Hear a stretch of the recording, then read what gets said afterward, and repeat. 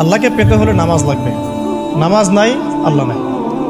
ওয়াস্তাঈনু বিস-সাবরি ওয়াস-সালাহ, তোমরা সবর এবং সালাতের মধ্য দিয়ে আল্লাহর সাহায্য প্রার্থনা করো। আমরা এই জন্য নামাজে বলি ইয়াকা না'বুদু ওয়া ইয়াকা নাস্তাঈন, আমরা শুধু আপনারই ইবাদত করি এবং আপনার কাছেই সাহায্য প্রার্থনা করি। আল্লাহকে পেতে হলে নামাজের কোনো বিকল্প নাই। যে ব্যক্তি নামাজ পড়ে না আল্লাহর সাথে তার কোনো সম্পর্ক নেই। আপনি যে কোনো কিছু চাচ্ছেন সেজদায় পড়ে আল্লাহর সামনে আত্মসমর্পণ করেই চাইতে হবে। আল্লাহ পাক কি বলেছেন?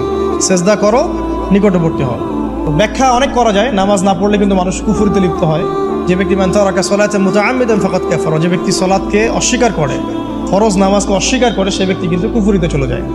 বাইনা রাজুলি ওয়া বাইনা শিরকি ওয়াল কুফরি তারকুস সালাহ, একজন মুমিন বান্দা এবং অমুসলিমদের মধ্যে পার্থক্যই নামাজ। এক বাক্যে নামাজ না পড়লে ইসলামের রশিটা কেটে যাবে।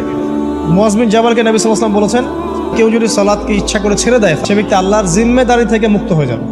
তার উপর আল্লাহর কোনো জিম্মাদারি নাই, আল্লাহর নিরাপত্তা জিম্মাদারি থেকে সে